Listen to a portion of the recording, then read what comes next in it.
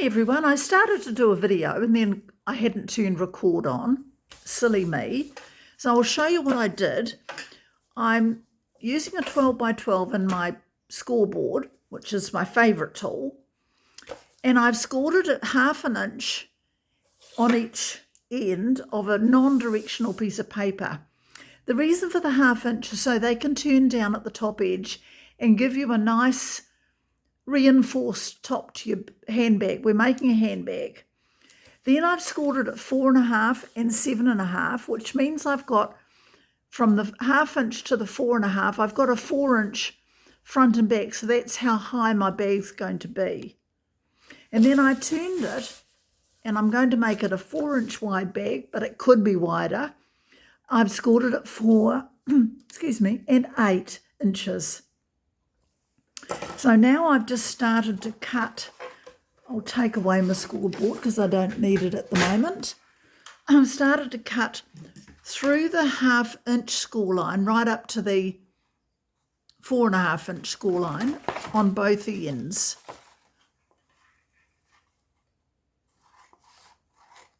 With my ribbon scissors, which are retired, beautiful Stampin' Up pair of scissors that just slice through paper, but I usually keep them for just ribbon. They're so sharp. Now, this piece, they're all folded, is going to go into there.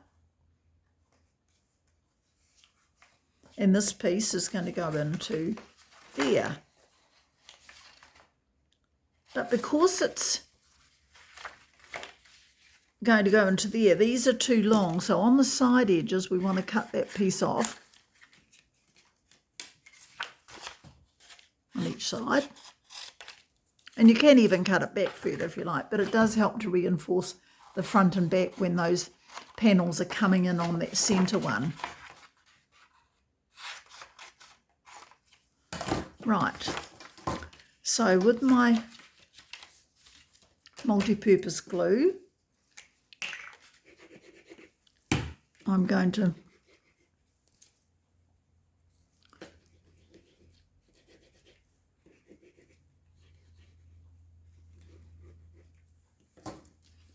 glue there, line that up with that score line, give it a good sticky, and now do the other side.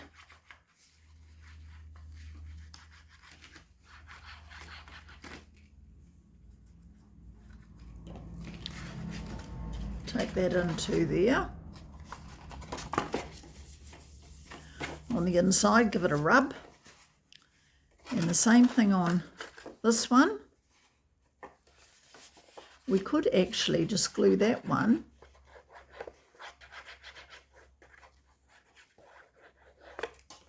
and this one together.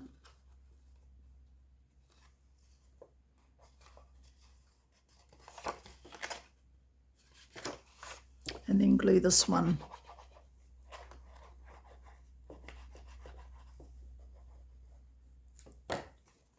to that one, lining up the score lines.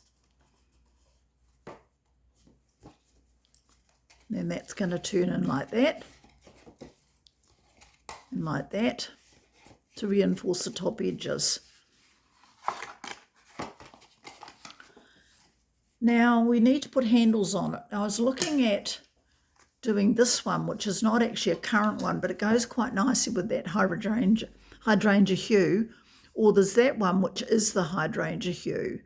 I just feel maybe to give the handles a little bit more stability, I might just put the firmer one on. Now I want to punch a hole, just not too big, in the right on that score line. Hopefully that's big enough.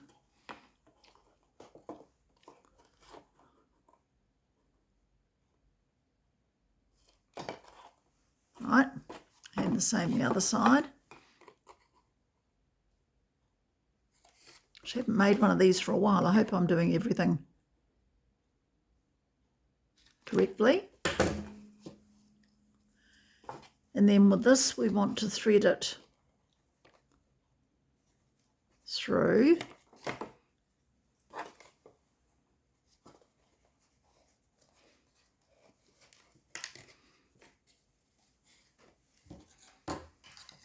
So we want to give a handle about, say, that high. We'll cut it at that. So now I want to make sure that they're going to be the same length.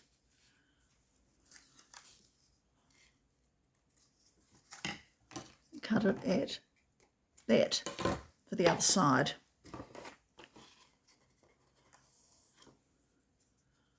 Right, making sure that the handle's in the same direction. We'll put the ribbon through there. It is quite a bulky one, this one, but I think it'll work and give us a nice firm handle. Now on the inside there, I want to put a bit of tape on each side and kind of just,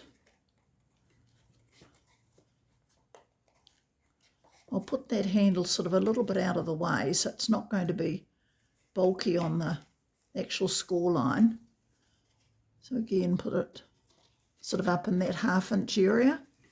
So half-inch area, so I'll put that over there, and I won't take the backing off that. You could hot glue it, but this should work. We'll just put a bit of Tombow under there. And while that's sticking, we'll do the other side.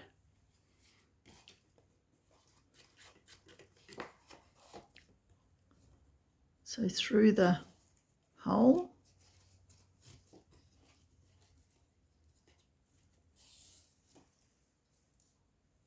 Back through the other side.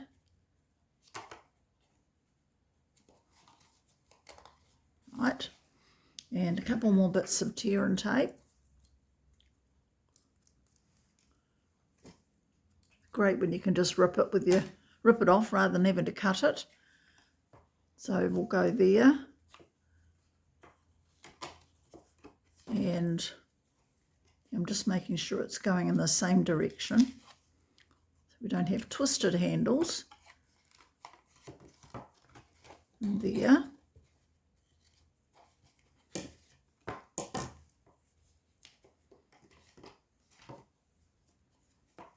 Perhaps I should have put the tear and tape actually under the ribbon rather than over it, because it, you know, it's not as, I'll put a piece there and rip that backing off and then stick the ribbon to it, so that's better. I'll do the same the other side, because I think ribbon needs a dry glue, like glue dots or so under there. Peel the backing off. I'm making it look so much more difficult than it is. Now these, the front and the back, we want to now turn them in to reinforce. So what I'll do is put tear and tape, move all these things away, right along the edge. So we'll turn that over.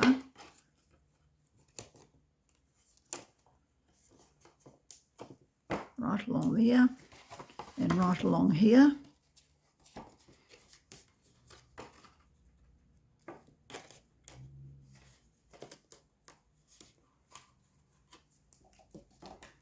Okay, and then I'll peel that backing off each side and turn that under to reinforce it. Now I've got a nice strong edge. It's holding my handles well.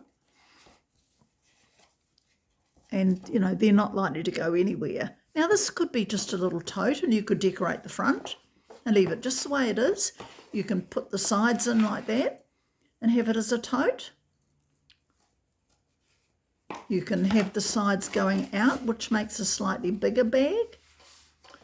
And then you have a closure. Now what I've done is I had a whole lot of these left over. Well, this was with the Arches die, and I did a what is it called, Delicate Whispers. I did a card with that using Arches, and this was the cutout piece for the centre.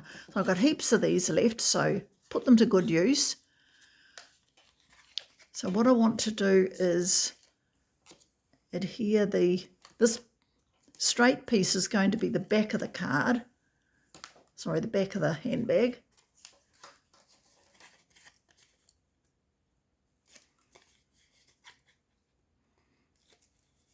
Right, so it doesn't matter which side, this will do. So this is going to go there. We'll just press that firm. So this is going to form the closure, whether it's a wide bag or whether you tuck it in and make it a smaller bag like so. Makes no difference. Both work. Right, so we want to put a Velcro dot or a magnet on the front of our bag to close it. So I'm just going to use a Velcro dot.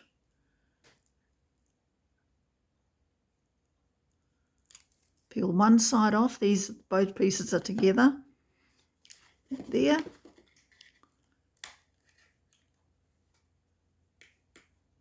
Peel off the backing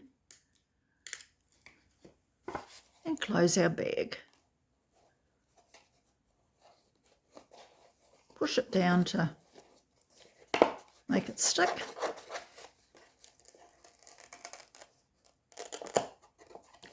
And then undo it and give them a good press. I've actually made this ever so slightly too far in, but it still works. Now, so we'll have that closed. So I'm doing this as a wider version, but as I say, it can just as easily go in like so and be a 4-inch high and 3-inch wide shorter version. So what we want to do now is to decorate the front. Now I've cut out from the Delicate Whispers Designer Series paper, I've cut out a whole lot of flowers, and I can use those to decorate, and this is one of the leaves. So let's start doing that. I want to put just a daub of my multi-purpose glue on there and have that going like so. We don't want it to come up past halfway, so that can just be snipped.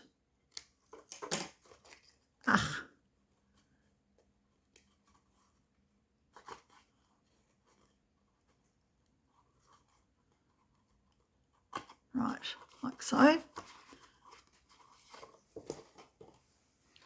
Now we might as well use the colour, the blue, to go with the other blue. It might not be exactly the same blue, but it works.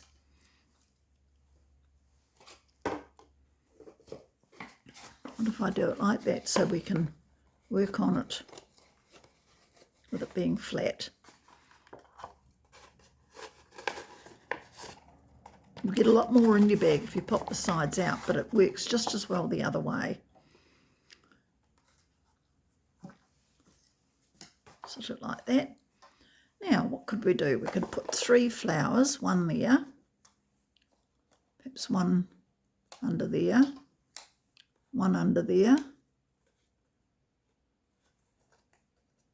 That'd be quite nice. We could use a dimensional under one.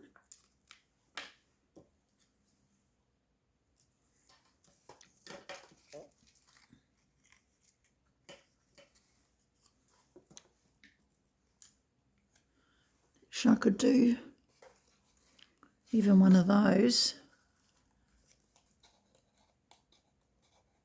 Those.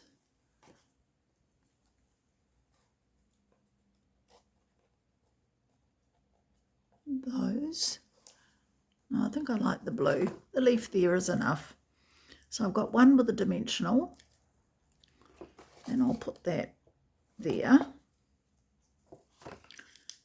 And then one maybe with just a daub of Tombow. Put that one there. And another one Tombow, and I'll just give it a little.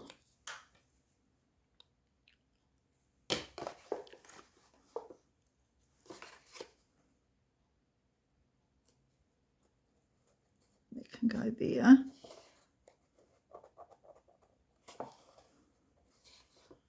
And then some little blue, these little tiny ones also came out of the designer paper. Can put one just in there. Whoops. Cover up that gap. And one maybe at the top of that sprig.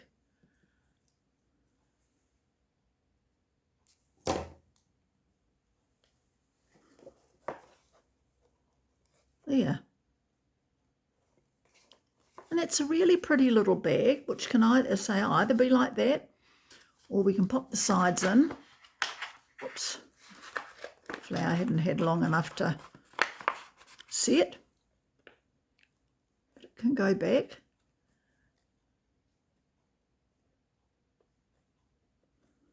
We'll put that in like that. Side just poke in quite nicely. You don't have to score them, but you can. And that side as well. It would be quite nice to put a little rhinestone in the centre there. And the other thing I've got is a little butterfly from our